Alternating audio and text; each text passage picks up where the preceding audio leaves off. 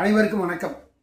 இப்போ தமிழகத்தில் ஆசிரியர்கள் தகுதி தேர்வு ஏற்கனவே பணி புரிந்துக்கிட்டு இருக்கிறவங்க அல்லது புதுசாக நுழையிறதுக்காக அவங்களுக்கான தகுதி நிர்ணயத்துக்காக ஒரு தேர்வு வைக்கப்படுது. சில பிரிவுகளில் அது நடத்தப்படுது. இப்போ அது சம்மந்தமாக ஒரு வழக்கை பதிவு பண்ணியிருக்காங்க ஆசிரியர்கள் சங்கம், அப்புறம் தன்னார்வலர்கள். இவங்கெல்லாம் என்ன விஷயம்னா, அந்த மதிப்பெண் கட் ஆஃப் இருக்கு இல்லையா, அந்த கட் ஆஃப் மார்க்கு எவ்வளவு அப்படின்னு நிர்ணயம் பண்ணால் அதற்கு கேஸ்ட்டு, அப்புறம் ஓபிசி, எம்பிசி, அதுக்கப்புறம் எஸ்சி, எஸ்டி, இப்படி 4 வகையான தரம் விதித்து 80, 75%, அதுக்கப்புறம் இன்னும் 2 பிரிவுக்கு 75, அதுக்கப்புறம் 60, அதுக்கப்புறம் 45 இப்படின்னு கொடுத்துருக்காங்க. பொதுவாக இன்றைக்கி மாணவர்களோட கல்வி தரம் அப்படிங்கிறது ரொம்ப ரொம்ப மோசமாக போயிடுச்சு. அதாவது ஒரு டிகிரி படித்தவங்க கூட ஒரு டிராஃப்ட் எடுக்க பேங்க்குக்கு போனால் அந்த ஃபார்மை ஃபில்லப் பண்ண தெரியாத அளவுக்கு தான் அவங்களுடைய நாலேஜ் இருக்குது.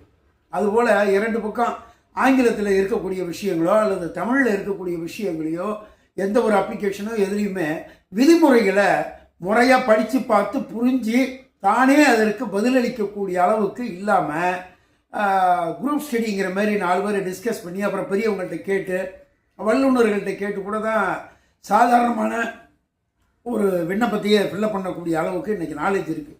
இந்த லட்சணம் நம்ம கல்வித்தரம். இப்போ பப்ளிக் எக்ஸாம், அரசு பொது தேர்வில் 10ஆம் வகுப்பு 12ஆம் வகுப்பு இவங்களுக்கெல்லாம் வைக்கிறப்ப எங்கள் ஆட்சியில் இவ்வளவு பர்சன்டேஜ் ரிசல்ட் கொடுத்துருக்கோம், எங்கள் ஆட்சியில் இப்படி பெண்களோட கல்வித்தரம் உயர்ந்திருக்கு அப்படின்னு காட்டுறதுக்காக ஒரு மதிப்பெண்ணை இவங்களா குறைந்தபட்ச மதிப்பெண்ணை நிர்ணயம் பண்ணி அதுக்கப்புறம் எவ்வளோ மார்க் வாங்கினாலும் நீ போட்டுக்கலாம், அதுபடி தான் ரிசல்ட்டு அப்படின்னு சொல்லி வெளியில் அனுப்பிச்சிட்றாங்க. அது ஒரு வகையான வியாபாரம் தான். அது என்னென்னா, இதுக்கு அடுத்தது அவங்க +2 பல ஸ்கூலில் சேரணும். அப்புறம் +2 முடித்தவங்க கல்லூரியில் போகிறப்ப அங்கங்கே நிறைய டொனேஷனோட வாங்கிக்கிட்டு சீட்டை ஃபில்லப் பண்ணுறதுக்கு கல்லூரிகள் காத்துக்கிட்டு இருக்கேன். அது எந்த வகையான கல்லூரியாக இருந்தாலும் இப்போ அவங்களுக்கு இடமெல்லாம் போயிடும். அதுக்காக வேண்டி தான் இவங்க முறைப்படியான ஒரு தர கட்டுப்பாடு இல்லாமல் எல்லாரையும் பாஸ் ஆக்கி விடுறது. அதனால் என்ன ஆகுதுன்னா, உண்மையிலேயே அறிவுத்திறனோட படித்து பாஸ் ஆகக்கூடிய பிள்ளைகளுக்கும் ஏனாதானு படித்து ஒப்பேற்றிட்டு போகிறவங்களுக்கும் பெரிய வித்தியாசம் இல்லைங்கிற மாதிரி ஆயிடுச்சு. இதுவே இன்றைக்கி கல்வித்தரம் ரொம்ப தரம் குறைஞ்சதற்கு மிகச்சிறந்த உதாரணம். இந்த நிலைமை இப்படி நீடிச்சுக்கிட்டு இருக்கிறப்போ ஆசிரியர் வேலைக்கு போகிறதுக்கான ஒரு தகுதி தேர்வு வச்சு, அதாவது அதிகபட்ச மதிப்பெண்ணே 40% அப்படின்னு இருந்தால் போதும், எல்லாருக்கும் ஒரே மாதிரி கொடுங்க. அப்புறம் 1ஆம் கிளாஸ்லேருந்து 5ஆம் கிளாஸ் வரைக்கும் சொல்லிக் கொடுக்க போகிற பிள்ளைகளுக்கு அந்த ஆசிரியருக்கு அதுக்கு உள்ள சிலபஸை மட்டும்தான் வைக்கணும். அப்புறம் 7வது 8வது அதுக்கு தகுந்த மாதிரி ஒரு பரீட்சை வைக்கணும். 9வது 10ஆவது கிளாஸ் எடுக்கிறவங்களுக்கு அதுக்கு தகுந்த மாதிரி பரீட்சை வைக்கணும் அப்படின்னு சொல்லிலாம் இவங்க வழக்கு போட்டுக்கிட்டு இப்போ குழப்பிக்கிட்டு இருக்காங்க. நான் என்ன கேட்குறேன்னா, குறைந்தபட்ச கல்வி தகுதி இன்றைக்கி மாஸ்டர் டிகிரி, அதாவது முதுகலை பட்டதாரி அப்படிங்கிற லெவல் வந்துருச்சு இன்றைக்கி நாட்டில்.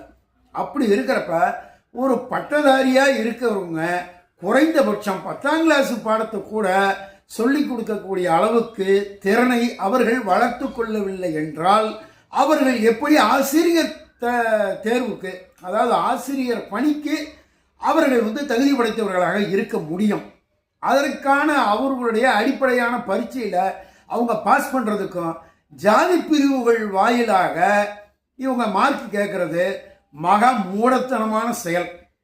கல்வி சிறந்த தமிழ்நாடு, புகழ் கண்பன் பிறந்த தமிழ்நாடு அப்படின்னு சொல்லிட்டு கல்வியில் சிறந்த தமிழ்நாட்டில் மற்ற பிள்ளைகளுக்கு, வருங்கால தலைமுறைகளுக்கு பாடம் சொல்லி கொடுக்க போகிற ஒரு ஆசிரியர் பணிக்கான தகுதி தேர்வில் இவங்களே 40% மார்க் எடுத்தால் போதும் அப்படிங்கிற லெவலில் இருந்தால் இவர்கள் சொல்லிக் கொடுக்க, இவங்கள்ட்ட பாடம் படிக்கக்கூடிய அந்த குழந்தைகள் எத்தனை மதிப்பெண்ணை எடுக்கும்? அவங்களுக்கு என்ன வகையான அறிவுத்திறன் இருக்கும்? ஒன்று.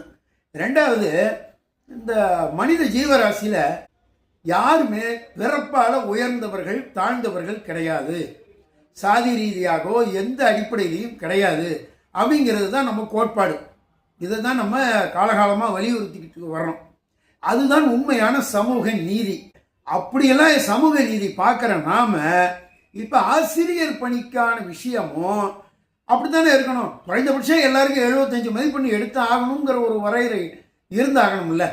அது இல்லாமல் சாதி வாரியா மதிப்பெண் கொடுக்கப்படுது அப்படின்னா அதையை கட்டாயப்படுத்தி மிரட்டி மனு மேலே மனு போட்டு வழக்கு மேலே வழக்கு போட்டு அதை கொண்டாடணும்னு இவங்க ரொம்ப பிரியப்படுறாங்க.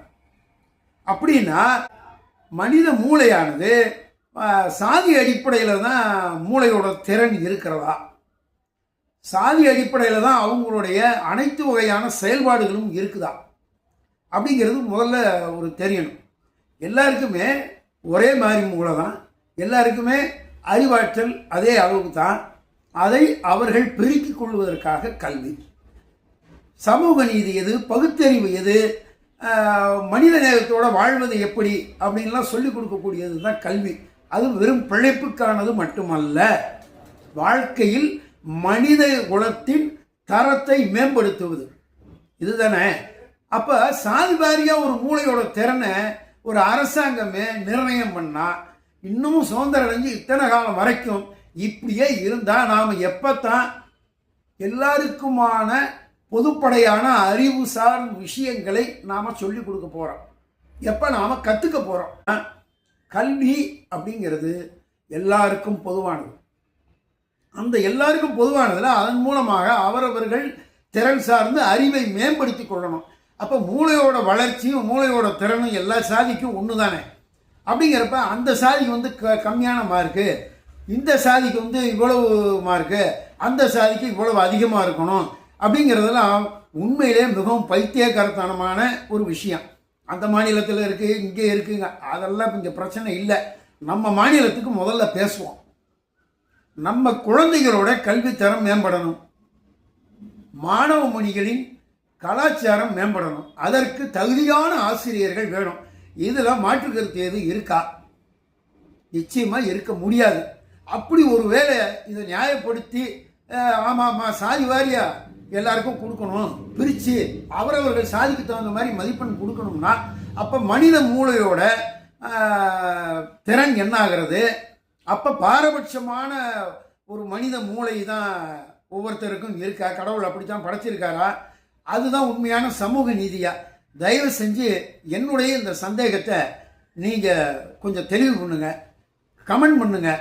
எதுவாக இருந்தாலும் பரவாயில்ல, திட்டு கூட நீங்கள் போடலாம். மற்றபடி எந்த கருத்துக்களையும் நீங்கள் உள்வாங்குங்க. தயவு செஞ்சு நாட்டில் என்ன பிரச்சனை ஓடிக்கிட்டு இருக்கு அப்படிங்கிறத தயவு செஞ்சு புரிஞ்சுக்கங்க. நன்றி, வணக்கம்.